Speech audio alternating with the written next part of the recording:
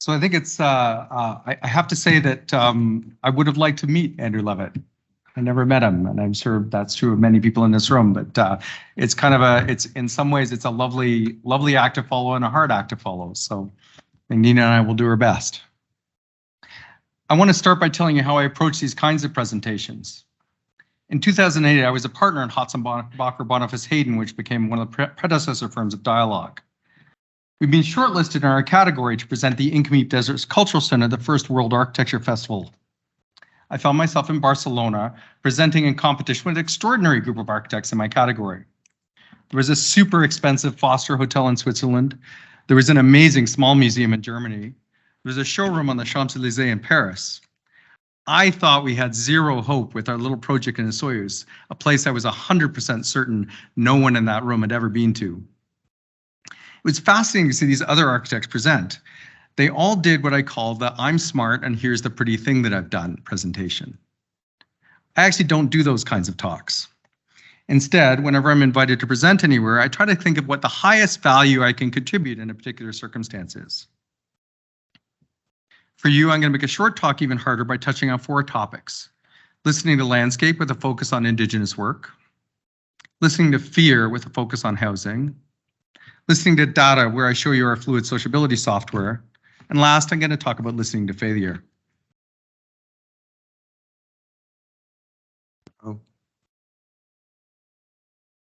We'll get there.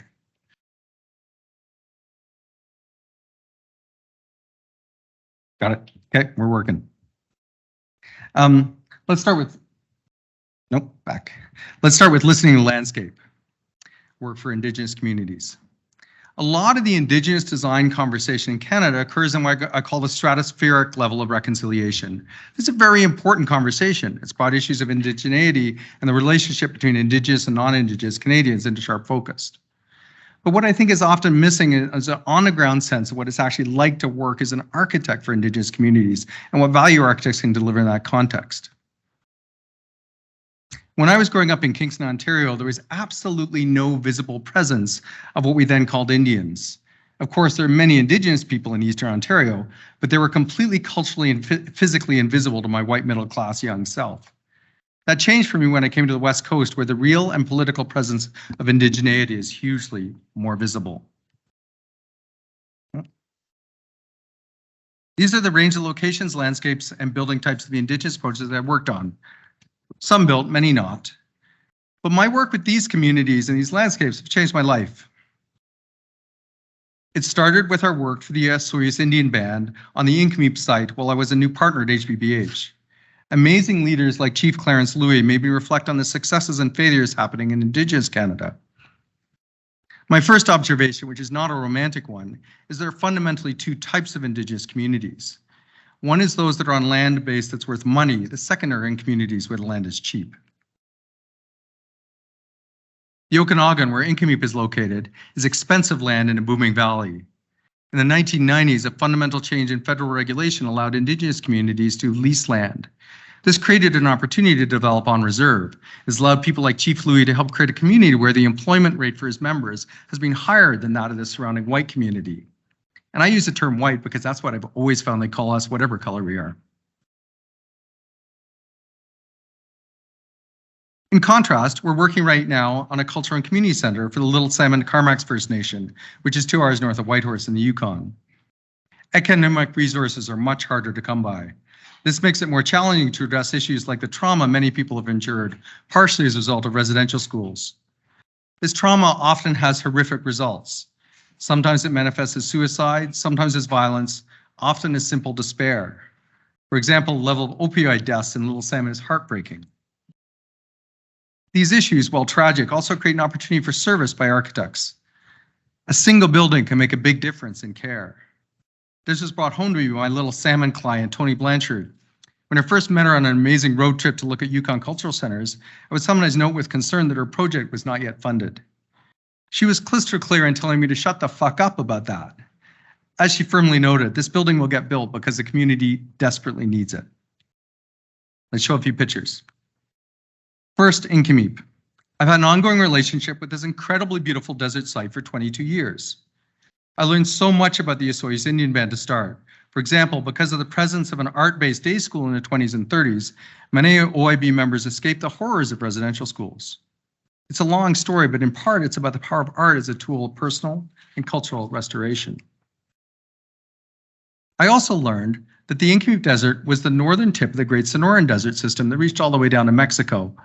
In North America, we have these extraordinary landscapes that connect. Mostly I learned that what the OIB needed was a symbol. The symbol had to do two things. It had to say that the community had been on the land for a long time, and it had to say that they were going to be on the land for a long time. It had to be both about the past and express an optimistic future. We expressed optimism through innovation tied to the site. The largest domed earth wall in North America protects from the strong western sun. It's got advanced radiant heating and cooling technology, which I would not do again. In remote communities, maintenance is a massive hassle. I don't want to again design a building which requires someone to fly from Vancouver to replace a part of the HVAC system. That's not green. What I'm showing now is our design, the Human Studio design for an extension. This will enhance the role of the building in the day-to-day life of the community by allowing things like temporary exhibits and weddings to occur. It's moving from a pure cultural center into more of a community and arts center. And the plan, which indicates the phasing, we've completed phase 1 over on the left, and we're just starting work on phase 2. And the rendering. The glass end wall will provide a layered view of the desert ecosystems, which are unique to that part of the world. And we did win for Incameep in Barcelona, by the way. There's a value in a narrative. This is the location of the Little Salmon Carmacks First Nation project. As with Incameep, we're focused again on a unique geographic and landscape moment. At this elbow loop in the Yukon River, you can experientially connect both sides of the river. And the site plan, this project is in very early stages. This is sketches of an early stage concept as of this week. This last image of this section is a study for a pro bono project for the Huichol in Real de Catorce, Mexico. The Huichol are an extraordinary community that does a pilgrimage from near the Pacific coast all the way to the central deserts of Mexico to collect peyote. I'm showing this because I want to close this part with a hope. In dealing with the Huichol and the Mexican political decision makers, and in listening to indigenous voices for another volunteer project that I was part of in the Peruvian Amazon, I was aware that there are both massive overlaps and radical differences between those experiences and Canada's Indigenous peoples. I'd love to see a political exchange, not just a cultural exchange between Canada's Indigenous peoples and other parts of the world. Well, we're far from perfect and have many tragedies. In Canada, we at least have a framework for conversations. In many parts of the world, that framework simply does not exist. This often has tragic results. Now to housing or listening to fear. I'm a founding member of a group in Vancouver called the Urbanarium that is trying to elevate the level of urban discourse. I recently finished working on a housing podcast with an amazing young woman, Jenny Tan, who just got elected as a councillor in the suburb of Maple Ridge. Until recently, Jenny was living in an RV in a west side driveway in Vancouver, no hot water, $400 a month. She eventually got kicked out when the house was sold to a developer.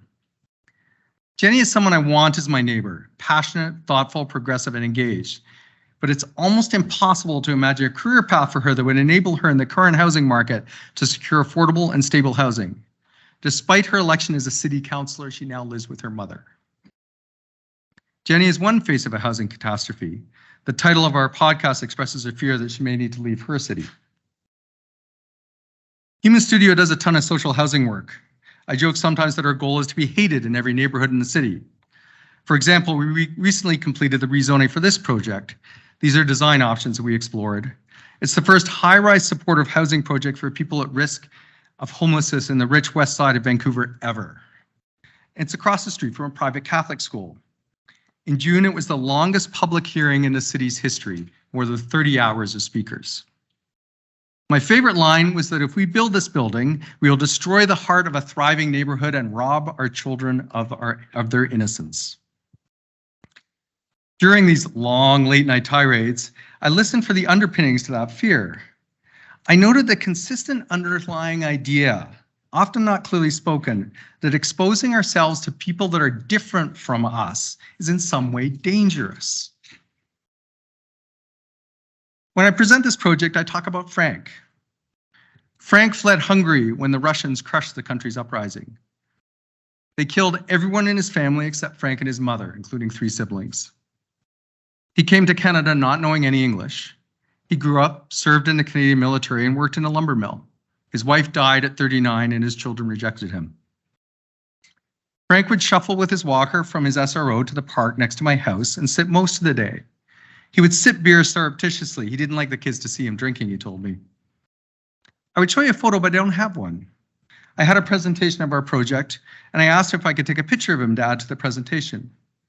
He wouldn't let me. He said he was ashamed of how far he'd fallen. Frank died a few months ago. I heard about an informal memorial service in the park. I showed up, but no one was there. Frank and I have the same birthday. The neighbors of our project get a voice. Frank never had one. We don't need to fear the Franks of this world. We need to hear them. There's work to do in housing. Before I leave the topic of housing, let me show you our first built work as Human Studio, the Carroll Street micro apartments in a troubled neighborhood. The very complex urban insertion in Gastown, a Vancouver Heritage District. We focused on materiality and a social space with a great view. In housing, I think it's really important in the amenity spaces to offer the kinds of experience that you can't necessarily get in your own unit. The third topic I want to talk about is evidence-based sociability, or listening to data. Well, a partner dialogue, I led the design of this building, a local library with YWCA housing for single mothers above, some fleeing violence, many in trouble. We knew that regular social contact with neighbors was going to be crucial for the quality of these women's lives and the lives of their children. We built a traditional solution, a concrete box for the library, above that a strip of housing along the main street, and a C shape of housing facing the other way, the double-loaded corridors plan. That's not a stupid solution. But we tested many other versions. One was a stacked townhouse model above the library. You'd step out of your unit and you'd see something like 70% of the other front doors. We knew this was going to be dramatically better from a sociability perspective, but it had a larger exterior wall area, which meant that the embedded cost was likely to be higher. We had a hard statistic coming up against a soft intention to connect people, and the hard statistic won. I decided I didn't want to lose these battles anymore. Of course, construction costs and other hard considerations are a really big deal, and I don't believe the world should be run by data. But unless you have data, sometimes you're not in the game. I wanted to be in the data game with respect to sociability because it's critical. For example, social isolation has the same increased risk of death as smoking 15 cigarettes a day. I had an idea about this. We needed to understand much more about social interactions before buildings were built. In video games, virtual people run around virtual buildings all the time. Could we use that technology? The simplest answer is not quite. But this crucial question did lead us to the closely tied idea of using agent-based modeling to crack this challenge. With a dribble of seed money from BC Housing and a big block of dollars from the Robert Johnson Foundation, the largest private funder of public health initiatives in the United States, we built a public good, open source, web-based software called Fluid Sociability. Our goal is that it's a gift to the global architectural community. This is how it works. First, the software structure will work for any building type. But for each use case, we need to populate the building with different users. We have built use cases for multi-unit residential, student residences, and labs so far. We measure 3 things with a diminishing degree of confidence as our digital agents run around the buildings. First, encounters. We use this term to identify moments of physical opportunity for social interaction. Greetings, just what it says, and conversations. I'm going to drop out of this for a moment. Plaque's going to show a spurt video on the just to give you a sense of the software. Natively inside of our any model of food on floors, walls, stairs, and doors can be modified for use in fluid. By downloading a set of fluid-specific building families, users are able to identify the typology and occupancy of each unit by door type. Doors will be used inside the fluid software to generate simulated residents or agents living in each unit. Users can also label building destinations and amenities with easily placed components. A single export to FBX file and your Revit model is ready for simulation in fluid. Users can then head to the fluid site where you will input basic project information, including location, for accurate claims data.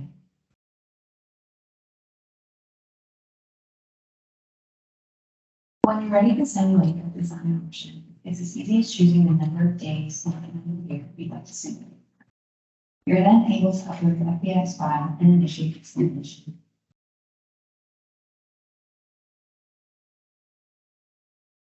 Once the simulation is complete, there are several visualization tools and metrics to explore.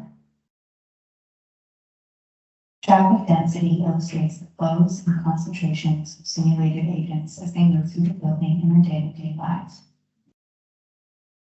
Encounters, greetings, and conversation labels indicate the spatial location of simulated agents when they interact. This is a useful tool for identifying social hotspots or gaps in a given site.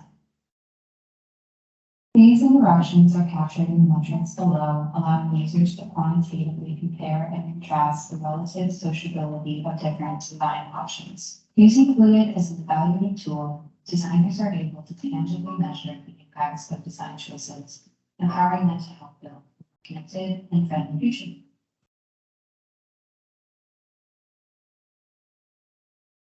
That's the voice of the amazing Sarah Klim, who's one of our Human Studio recent graduates. Social interaction is very complex. The same building in Barcelona and Vancouver will produce very different patterns of human contact. So we don't predict what will happen. Instead, we compare design options. So let's outline a few findings to date. First, there's an extraordinary lack of evidence about what I call the physicality of sociability. We're working with UBC as a research partner. Our contact is the amazing Dr. Elizabeth Dunn. You've got to watch any of her TED Talks. They're great. We asked Liz what we thought was a simple question. If you and I live on the same floor and I'm walking towards you, what's a likely range of distances that we're going to say hi to each other, which is our greetings metric? She laughed. She laughed and she said, as far as she knew, nobody had ever looked at that. The science of social psychology is astonishingly ignorant of how our bodies and senses interact during social connection. The other thing we've realized is true for both sustainable design and design for sociability. In architecture, when you start to talk about green building, green features or social features, you're almost always going in the wrong direction. Implicit in this idea of features is a fixed mediocre baseline with add-ons, not a basic building organization that supports your goals. Our fluid work has generated a preliminary hypothesis. If you want to design housing for social contact, the fundamental issue is to maximize the visible path of travel between the time you enter the building and you arrive at your private space, say your apartment. How frequently are you able to be within sight of other residents? I may hate my neighbor, but if I never see them, I don't have the opportunity to develop either a positive or a negative relationship with them. This is our fluid tool modeling a double-loaded corridor option for a social housing project by our friends at Public Architecture. The yellow lines indicate encounters. As Sarah noted, we call them lasers. This is a courtyard version with open corridors. The higher density of lasers indicates a much richer social landscape. We also learned our intuition could be way off. When we started this work, we were a bit arrogant. This tool will help lesser architects. When we modeled two designs for a small Indigenous project in Nanaimo. I knew option B was going to be better than option A on that simple metric of how frequently you can have a chance to say hi to your neighbor. If you pushed me hard, I would have said that B was going to be twice as good as A. When we ran the numbers, B turned out to be 10 times better than A. That means more people in option B, the one we chose, after listening to data, will have way more friends. And this is good to know. Let's talk about failure. This is the more personal part of the conversation. It's extraordinary to me that I'm here at the University of Waterloo School of Architecture. I started my architecture education in 1980 at this school. I was a really young 18-year-old when I got to Waterloo, a shy, fat kid, and Waterloo was full of smart Toronto kids that knew all the social codes that I had no knowledge of. Out of a first-term class of roughly 70, my design studio grade was number 70. I was the absolute bottom of the class. And they used to post the grades in a way that enabled you to figure out who got what. My D- humiliation in my first studio was known to all. I struggled for 3 years, it got a bit better, not good, but at least not awful. But when I would pin up my work for a crit, the room would always empty. I would love to say that my fellow students and my professors didn't recognize my inherent genius. In fact, most of the work I did was crap.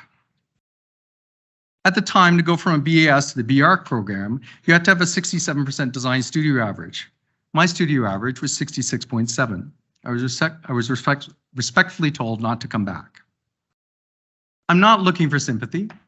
I'm saying this because I'm aware that there are people in this room like that person I was 40 years ago. I was a slow learner, and one of the failures in architectural education is to recognize that different people learn at different rates. But I am stubborn.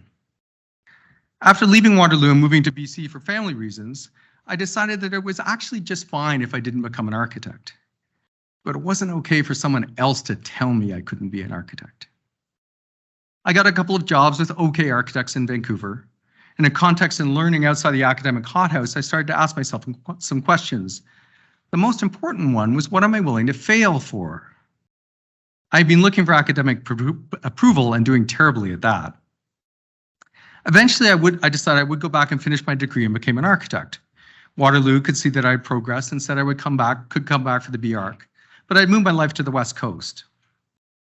So I went to UBC and I had a completely different experience. At Waterloo, I was the schmuck.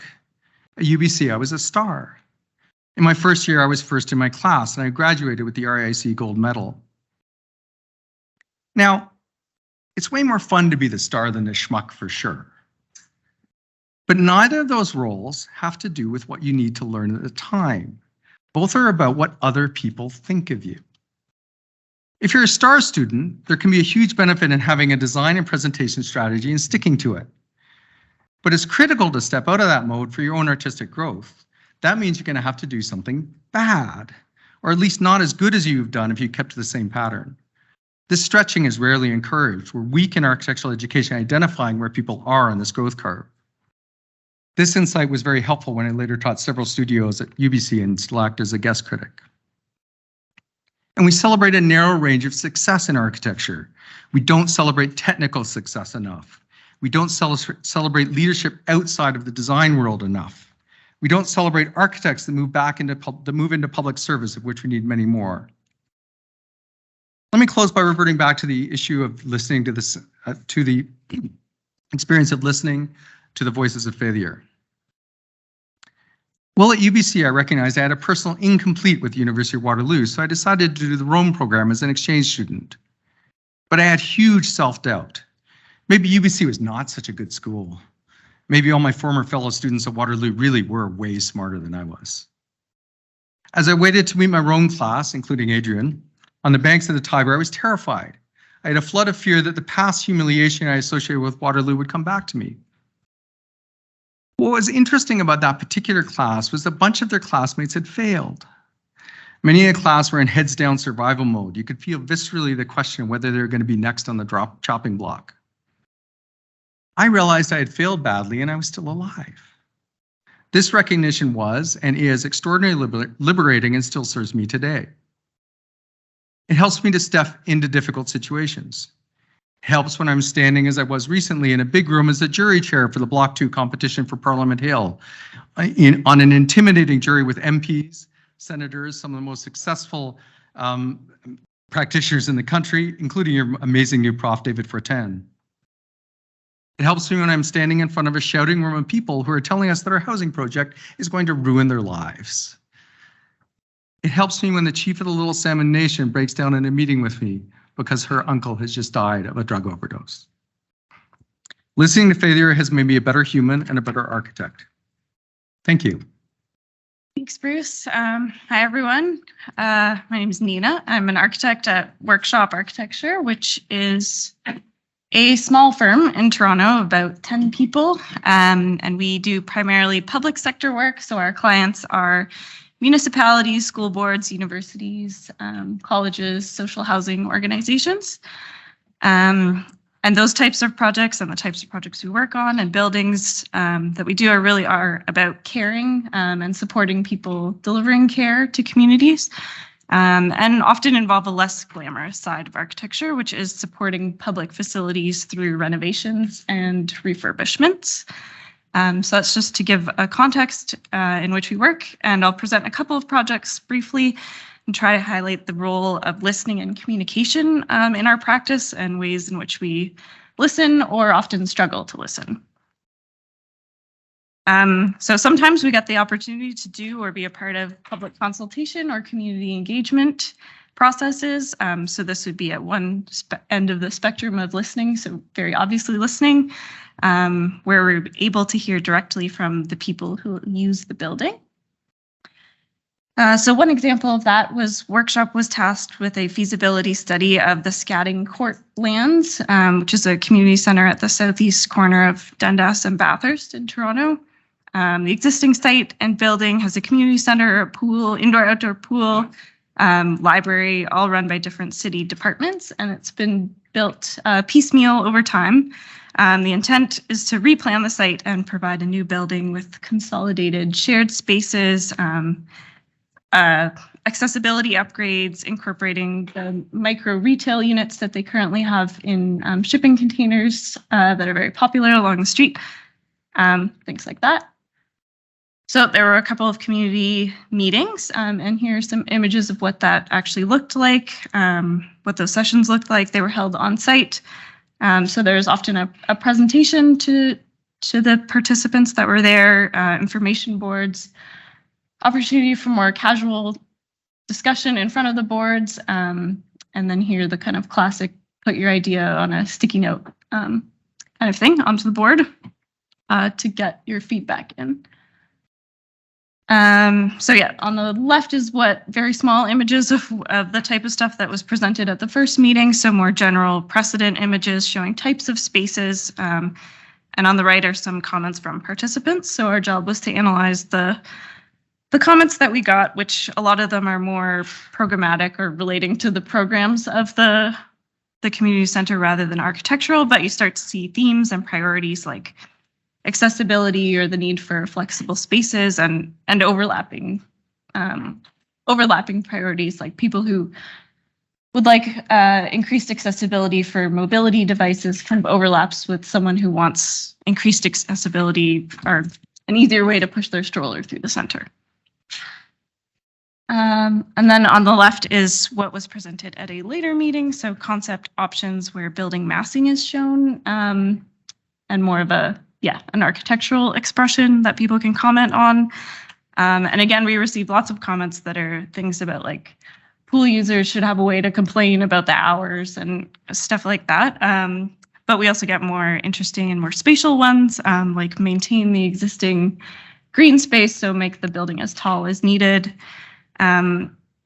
or to include affordable housing. So lots of this is outside of the architect's hands. But this was a feasibility study from 2018, and actually it's being revisited now with a component of housing included. So even the things you think are out of your hands might come back. So yeah, it was just an exercise about trying to ask the right questions to spark meaningful feedback. And I guess we find showing precedent images and showing actual concept options, whether they might be the wrong thing, actually is more effective because people have something to comment on. The next example is a project for Toronto community housing. This is a project in the east end of Toronto, what's called a comprehensive building retrofit, meaning that the mechanical systems, electrical systems, everything is upgraded, the building envelope is redone, accessibility is improved, and the building will try to achieve EnerPHit standard, which is like passive house, but for renovations. So the existing building in the background of the left image is a existing 2-story brick building with 8 units that's run by Toronto Community Housing. And the community engagement strategy here involved a variety of formats to try to engage the biggest variety of people. First, there was a mail-out survey sent to all the residents to gather an understanding of their daily routine, their perception of in-suite air quality, thermal comfort, and building-wide accessibility. That survey found that most residents lived in the building for more than 2 years and didn't report any issues with thermal comfort, saw things like condensation and mold, Most people didn't have AC units, but did have space heaters and complained about a lack of an elevator. The second consultation, which is pictured here, was in person on site with the residents, where we again showed sort of precedent images of what certain spaces in the renovated building could be like an amenity space or a new amenity space, and ideas were collected on that and outdoor landscaping.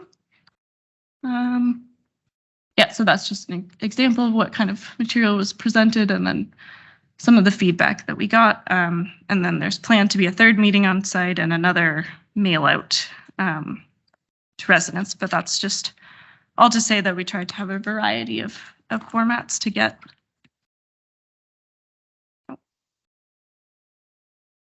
feedback. I won't talk about specifically the project here, but this is an example of us recommending some non-standard community engagement strategies to make sure that the right or different people were contacted. So on the left is a stand that was set up to get feedback on plans for the Jane Finch Community Hub at the Jane Finch Mall.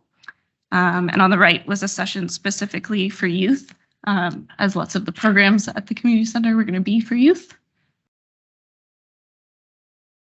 And then sort of moving through the spectrum of listening, architects are in a unique position within a project where we act as a link between various stakeholders and designers and the client, and sometimes are able to use this position to shape the process in a way that might try to achieve broader goals of well-being in a community. So one type of project that Workshop works on a lot, and where we hear a lot of voices, is shelters. And COVID really highlighted the shortcomings of the shelter system. The main example of that is relying heavily on emergency shelter beds in congregate settings. So that's shown on the left. That's like a dorm style layout with lots of people in one room, all open to each other, which we've learned has an increased spread of communicable diseases. So now there's a push towards SROs, or single room occupancy type shelters and housing, which obviously decreases the spread of communicable diseases, but offers more privacy and dignity anyways. This is a survey from 2021, but it shows some reasons why people gave for not wanting to access shelters. So lack of safety and lack of privacy being major factors. So having listened to that, we think about how we can bring compassionate design into existing and retrofitted shelter spaces.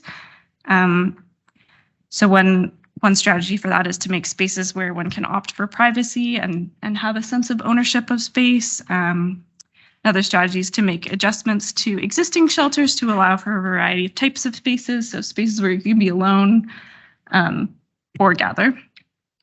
And ensuring that there's no hierarchy between operator staff areas and client resident areas. So, for example, in terms of materials. Here's an example of a sunken outdoor amenity space at a shelter in Toronto. So the sunkenness and the planting provides privacy from the adjacent properties, which the adjacent area is a single family home residential area. So there's definitely some ideas of people not wanting to see the shelter or see the people who use the shelter.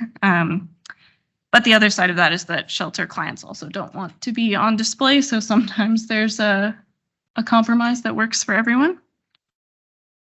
And this is just from the same shelter, providing a variety of types of social spaces with varying levels of privacy. So one of those strategies was, providing privacy and ownership of space. So us advocating for features like half-height walls to separate beds and individual controls of lights at each bed. This was a project that was started before COVID, so it was still more of a congregate style one. And here, the same shelter. On the left, there's an image of the vertical louvers that were provided to control views in and out of this shelter, which is located in Yorkville, which is an affluent area in Toronto, where There was what was called a community liaison committee, just set up to liaise with the community. And they were concerned that they would have views into the shelter, like through the window, that they didn't want. So this was the solution, a compromise to maintain views out for shelter users, but also provide them with privacy while achieving some of what the community wanted in terms of screening.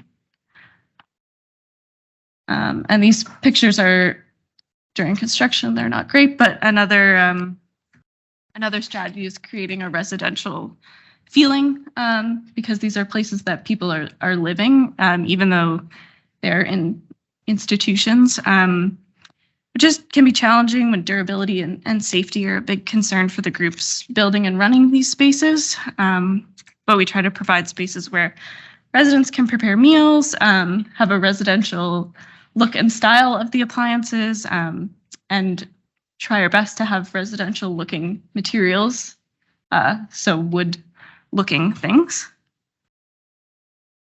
But yeah, some of the challenges that we face is that there's often no direct communication or consultation between us, the designer, and the occupant. There's many stakeholders involved in these types of projects with competing directives. Often the budget does dictate the design, and we find ultimately these strategies that we've come up with, it would be best if they were written into building standards or guidelines so we can ensure a baseline of dignity is provided to all residents rather than just piecemeal on different projects. Then I'll go through some projects where we would like to listen, but there's often no one to listen to.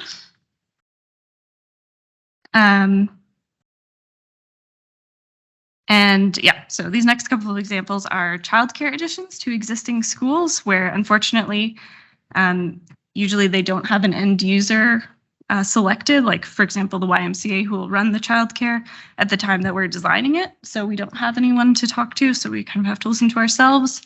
Often the budgets are the main dictator of the design, so we have to try hard to get design features in where we can and fight for what we believe to be dignified and compassionate design. And the sentiment is often to design to the bare minimums in terms of areas which are governed by building codes or Ministry of Education guidelines. So if you did that, you would end up with a pretty mean building.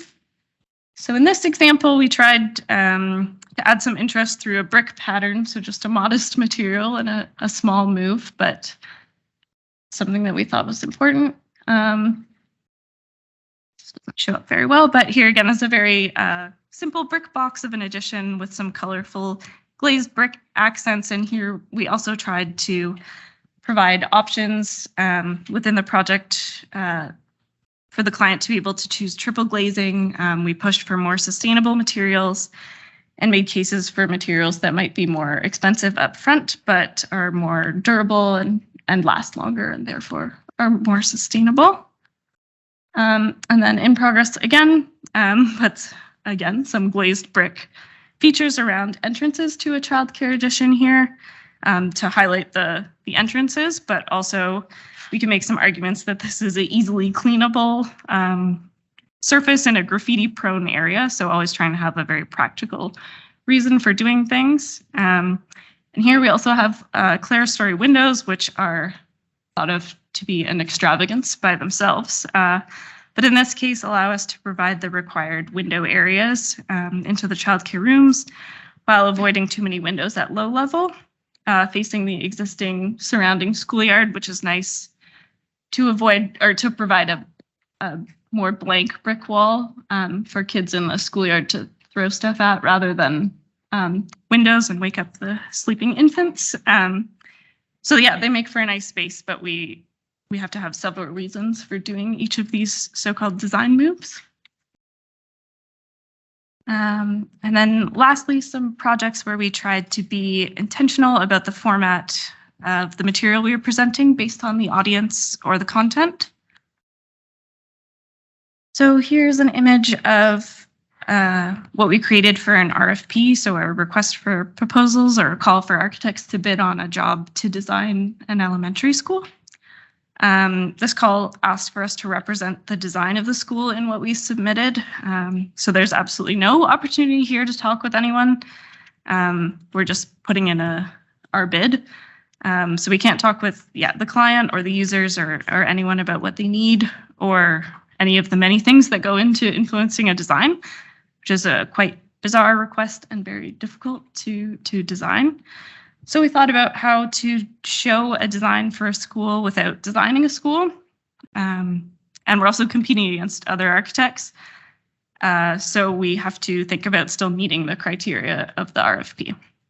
So we landed on this annotated collage style representation, which we thought was clever, or a clever way to show some design ideas and highlight things we think are important to respond to without having a fully resolved design. It didn't work. We didn't get the job. And then we didn't learn and tried again on a different job. But those are just examples of how we tried to communicate based on the content and the situation in which there was no opportunity for dialogue or any type of communication. And then my last example, this is a design for an outdoor classroom, which is a piece of a larger building renovation at a school. So this is the type of drawing we presented to the users, so the teachers and the parent council who would be using this space.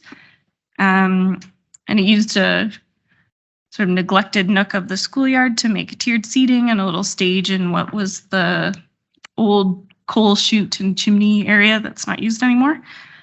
So it's just as you can see, a drawing on top of a photo, and everyone was familiar with this area, so this worked well at describing what we were proposing. And then after this location and option was selected, the drawings became slightly more technical and scaled. And we often have the issue where the type of drawing presented and the level of detail that we show influences the conversation in unplanned ways. People might get hung up on details that aren't important or that we think aren't important. So here we're just trying to simply present the idea of color defining this area and showing how many students can fit there. And ultimately, what we produce most times as architects are construction drawings whose purpose is just to communicate to the contractor what we want built. But obviously, these aren't great for communicating concepts to people throughout the design process. So we have to think about how best to communicate at different stages in the project. So that's my last example and thought about how we listen and communicate as architects trying to achieve compassionate design that responds to people's needs. Thank you.